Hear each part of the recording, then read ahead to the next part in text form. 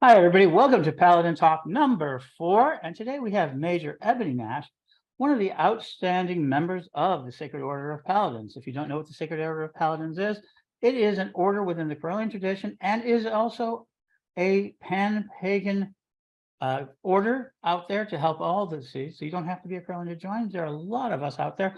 And Major Eboni Nash just happens to be a Corellian at the same time, but she is got a great story. And welcome, Ebony. Hello, great to be here. And one of the rising stars in our community. Today, she stands as a major. She does a lot of work, and she also is the herald and paladin of our first elder, Alyssa Maxim Camp. And so that's one of her offices, and she's done a number of things. I don't get into what she's done, but Ebony, how did you get involved with this wonderful group of people? So in 2019, we had the global lustration in Danville. That was the last time, I believe it was all in person.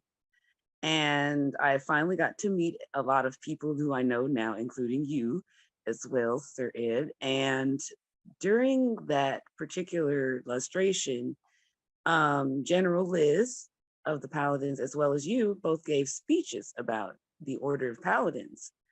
And I had been for a while trying to find a way to start, serving the tradition and working in the community. And I was really called by what you and Liz both said. And so shortly after, if not during that lustration, I signed up, and I have been a paladin ever since, and totally am so happy that I did, because it really opened up doors for me to be able to help serve and do community work and develop my way of being able to facilitate help to and inspiring others. Because one of the things about being a paladin is that they take the things that you are naturally good at that are very specific to you and encourage you and help you to expand upon that and grow and find ways of utilizing your best abilities to serve and be a part of the community and inspire others to do the same. So that's how I ended up a paladin. And we are really grateful that you did. I think that's a very important point. So for people who are becoming aware of it, the Order of Paladins is not about clergy status. We have a wonderful system, and we have a lot of clergy and tradition heads that are members of the Paladins, but it is about service to a larger community, the Vos, the idea of the deities themselves through various people. So it is, and we do want to find those other skills, because I think overly much sometimes people are always worried about being good clergy, being good priests. And you don't have to be a good priest or a good clergy to be a member of the Paladins. You happen to be a good musician, and you also had a secondary skill I thought was really important that people didn't realize, is that you're a great organizer. You're able to organize things. And I think that was a very important skill. I'm not quite sure. I wish you would translate into some of my things at my desk, because I'm not good at organizing my stuff, but I'm good at organizing other people's, I guess. So there's a truth to that. I often quote Alice. I'm very good at giving advice, and I so rarely follow it myself. Right. It's like people are like, you are so organized, and I'm like, I really wish I was in my own at my own house. But it is good to be able to to be able to put things together and to be able to kind of come up with ways that you can make things run more efficiently, because it's really helpful. And as quick as everything changes, especially how we serve, whether it's via technology that is ever changing all the time, or in very tangible ways in the community, doing community service type things, food drive, all that kind of stuff, you need to be super organized. So yeah, go ahead. And you do. And so one of the very first things that happened right after you became a paladin, COVID would hit, not too shortly thereafter. Yep. And I think it was almost this, let's see, I think it might have been a month or two after I got back, and then suddenly I was like, "Yep, COVID's over." Yeah, it was like suddenly we moved into it. And one of the things that Paladin said, and you were instrumental in this, is that we opened up CM Broadcast and we started helping the festivals like we were going to anyway. Yeah, But instead of us physically helping them, like we thought we were going to go and volunteer, we ended up being infrastructure. And you were an instrumental part of being part of infrastructure to making sure that they were able to broadcast online. Yeah. Can you talk a little bit about that? You learned a whole set of skill sets very, very quickly. I did. And I wouldn't have been able to learn anything that I did without the immense amount of IT people that are in the Paladins. You know, Reverend Sir Chad Blackman, for instance, is very Mhm. good, and various others in the order that I learned from, because to this day I'm still learning from them all, because that was one of my things that I wasn't very good at, is a lot of the technological things. And COVID didn't give us a choice but to learn how to stay connected in a way that was safe for everyone, but also we could still hold events and still be able to reach out, and people, didn't feel alone, even though we were kind of alone in our respective houses. So it Mhm. was important to have this kind of system developed that, we as an order helped to really Mhm. push if it was necessary. I mean, nobody could go anywhere. There was nowhere to go, there was nowhere to meet, and it was just not, you know, a way to do much of what we were used to doing in person. So to have that, so many people knowledgeable about tech and develop it really quickly, because as everything just shut down so fast, we had to be really on top of that right away, because things were coming up that were having to be canceled, because it's like, now we can't go anywhere. But now that we had a system of, getting on Zoom, or, the many different things we use now, Restream and all that stuff, it's made it so that no matter what, we can always be connected. We can always find a way to help. And we don't necessarily always have to try to figure out how to get somewhere to do it. Now we can do it from the comfort of our home. We can do it on the road. We can do it, anywhere. And it's just great to be able to learn all of that, those techniques, because they're very handy for everything that I do now. So I And you did appreciate.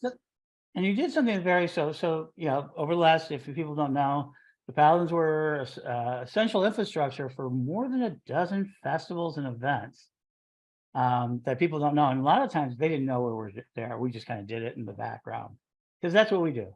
But you also did a major event. So the Paladins, under now General Liz, um, took over doing the telethon. It was kind of very unusual, very disruptive.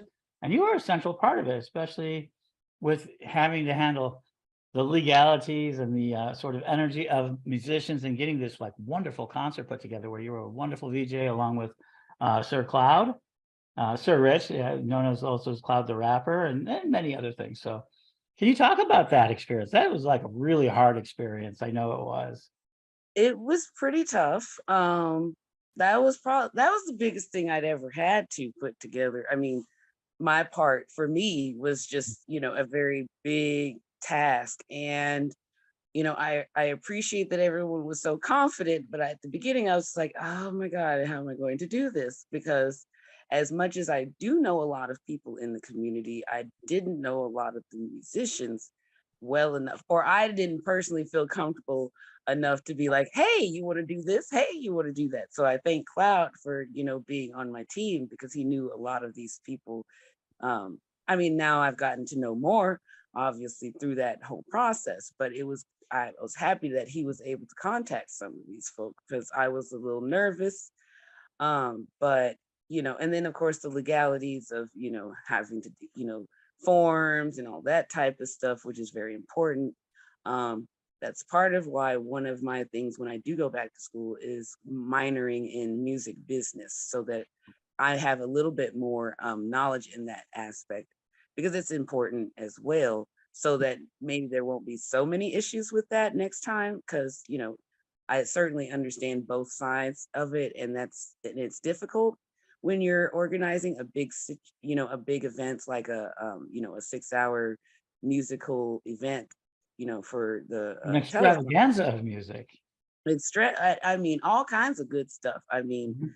wonderful music and spoken word, and just it was great. And just getting to, learn more about what everybody does, it's inspired me. I mean, that's part of why I do what I do, is the inspiration that I've received from seeing these people, doing their musical, magic, and wanting to, make my mark in my own way, and just be a part of that same community. So I was really pleased with how many people were willing to, help, and I'm very grateful to all of the musicians that participated, because it was really great. And I still hear about it to this day.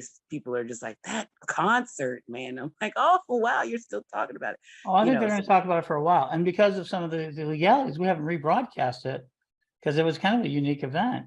And we kinda have it out yeah, there a little bit, but it's kind of a unique event. Um, so one of the things and lastly, it raised over $5,000, towards bringing the Paladins to the parliament, and, you're part of the delegation of Paladins that are going.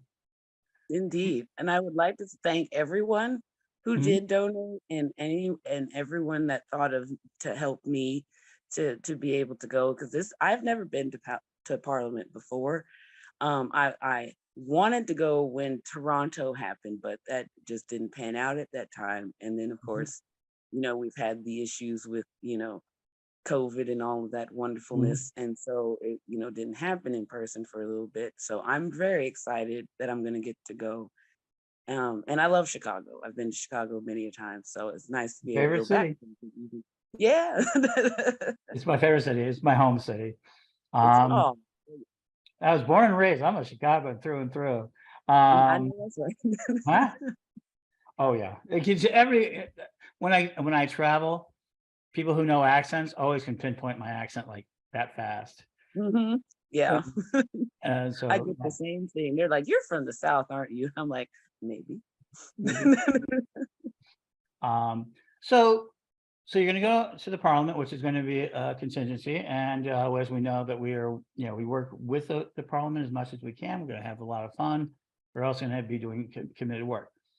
So let me Mhm. talk a little bit more about your journey. So from the sounds of it, and for people who want to know about the next illustration, this next illustration and the last illustration was a lot of fun because the Mm, Paladins hosted it.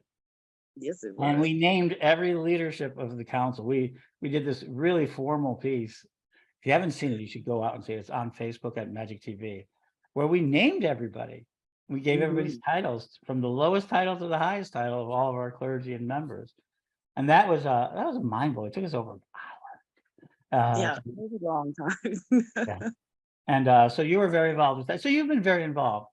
And one of the things I think that I want to talk about is your confidence.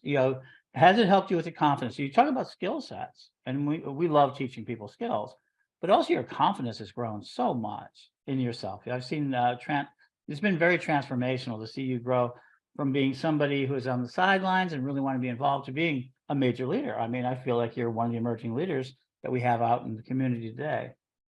Oh, well, thank you. I really appreciate that.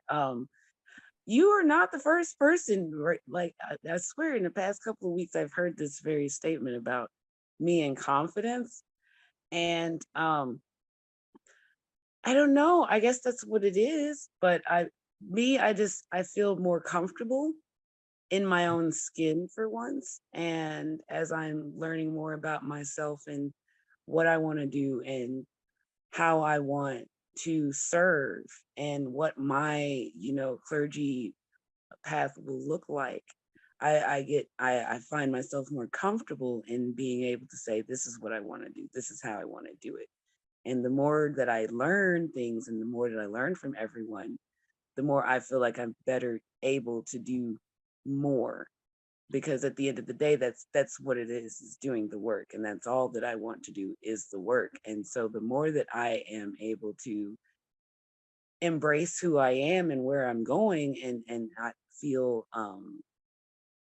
ashamed of that, or because some people don't understand me, or some people don't get where I come from, or think, X, Y, and Z about me because of how I used to be, then, I just, as long as I'm continuing to do the work and continuing to always want to learn and grow and improve and evolve, then I feel that confidence, as people say, or which is me just feeling more comfortable. I feel that growing. So that's what I guess confidence is for me, is just feeling like I'm accepting myself, as opposed to looking for others to accept me. I accept myself, and other people can see that, I guess. That's a hard thing to do. So you It did is. a major thing on June 21st. You brought out your first album. Can I we talk about did. that a little bit? Okay. So I that was also my 40th birthday. I came out with an album, my first, called The Inspiring Afterthought. And it was inspired by something that I kind of considered an afterthought, because it's like I put it on the back burner for a while and kind of forgot, just got Mhm. into doing a bunch of stuff, and I came back around to this particular song, which happens to be called The Inspiring Afterthought. And I was like, let me do something with this. And then, I started kind of putting a little, I was like, oh, I'll put a little, LP together, 4 songs. And then it turned into 11 eventually. And um, all from songs that I had started and kind of forgot about, and then came back to and finished, and then put them on this album. And so that was really tough, because I was like, I don't know what people are going to think, because this is, my first time kind of really diving into my creative path, and just like pouring out of myself whatever, I felt was to emerge to make this album, happen. And so I got a lot of good responses about it. It seemed to be something that everybody enjoys, and I hope they do. But it was a big shadow for me to actually achieve that. Just not even that people liked it, but achieving the actual act of doing it and following through. So I was very happy that that turned out so well. It did, and it turned out. I'm glad that you turned it out. And then I think one of the things people don't understand, that we're entering in a new world. As one of the things that as Paladins we started realizing that we are in a new world. We don't have to necessarily be all gatekeepers, but we do learn to be self-supportive. I think that's an important part for people who have joined the Paladins. I think they find a lot of support in it, and I think Mhm. that you did. I love the fact that you finally brought it out. Because a lot of people think that, oh, music is for young people. You should bring it out young, and if you get to be a certain age, you shouldn't do that. But you didn't believe that.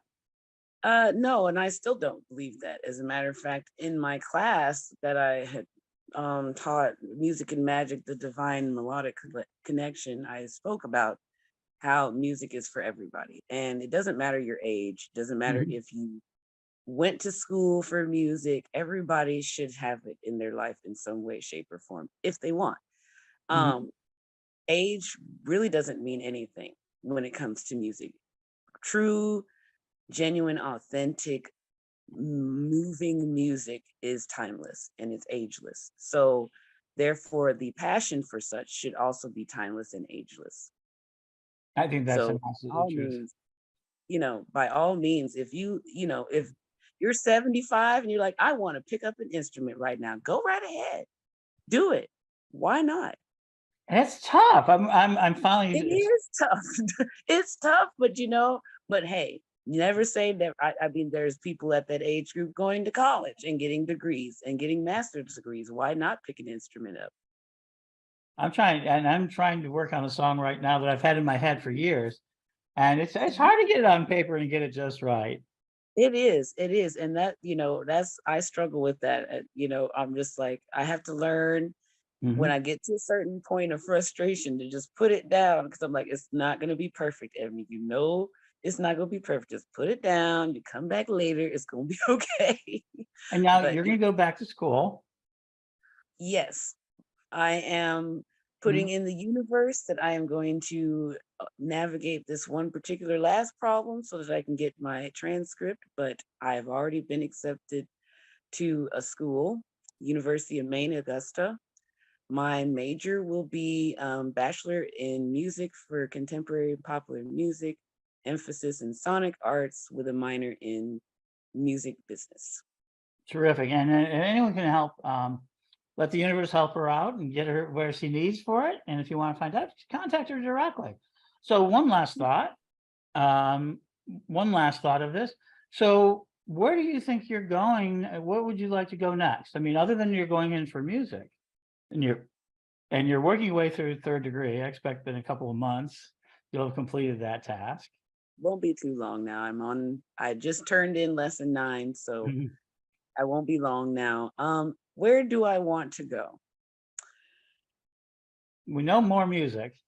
Oh yeah, there's plenty of music already in the works. There's lots of things that I'm working on. There will be a second album. I don't know exactly when, but it'll happen if not next year, the following, because I am also getting married next year. So with that in Parliament, there's a lot going on already. So I'm not putting pressure on myself with music at the moment because there's a lot. But as far as what I want to do, from a clergy standpoint, whatever way I can continue to utilize music to help inspire others to find their best versions of themselves, that's what I want to do. That's all I ever want to do, is just do the best that I can to find ways to help those that helped me. I want to give what I didn't have going through my path at first. I mean, I certainly have it now. Don't let me, confuse anyone. I'm certainly in a spiritual place that I have a lot of wonderful human beings on my side, but it took a long time to get there. So my focus in my path is making sure that the things that I didn't have that I needed when I was getting to this place, that others coming up behind me get those things so they can get to where they want to go. And so that'll include doing music projects, that'll include teaching more music magic things. I'd like to do more community service things now that there's more in-person type stuff going on, because COVID's still around, but it's not to the point where everything's shut down anymore. So and that's an interesting thing. That's an interesting thing because the last in-person illustration was in Danville, and the next one will be in Danville again. I know. It shows you that's a 5-year cycle that we have done this sort of thing. So the Paladins will be once again called to service for the next illustration. I think it's April 23rd, and we'll be discussing religious freedom, religious and defending humanity. Next year's theme is defending humanity, and the Paladins, I think, are very deeply involved with helping form the conversation, and I think you're going to be a great part of that conversation. So do you have any last thoughts you want to share with people? Just keep looking out for me. If there's anything anybody ever needs help with, just hit me up. I am very honored to be in the place that I am and happy to continue to serve. Look forward to seeing what everybody's up to. Look for me on Facebook. You can find me on Facebook, Bandcamp, SoundCloud, BandLab, just about anywhere. And where do they find you under that? What's your moniker, your label? Oh, I'm sorry. Yeah, you would need to know that. So it's Sir ELN, all one word, SER ELNVLN. So to explain that, because I've had a few people be like, now where in the world did you get that from? So ELNVLN. ELN are my initials. VLN is the abbreviation for violin, which is what my first instrument that I ever played. So I put the two together, and then Sir, and that's where you get the whole little thing to find me. So Sir ELNVLN is how you find me on any one of those sites. And we're going to play a piece of hers right after. As we close, we're going to add a piece of hers. Yes, absolutely. Because you can find some of her music on Pagan World TV and a number of other places out there. Bandcamp, as she said, and other places. So You're continuing to make beautiful noise into the world, and I hope that you will continue to do so. Well, So thank you. I certainly will. thank you for being here, and blessings. My pleasure. Blessings to you.